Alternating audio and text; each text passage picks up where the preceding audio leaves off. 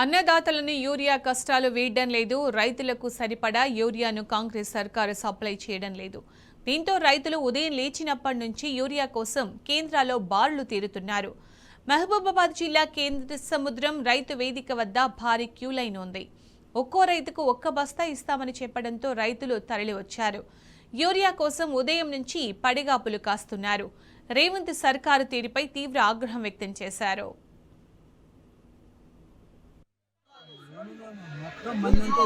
Urea బత్తా దొరుకుతుంది sir, ఇబ్బంది బాగా పడతారు. ముసలు కూడా గోసపడతారు. ఉన్నడికాయ గోవలు బుగ్గిలేదు సార్, ఇక్కడ తిప్పబడతారు.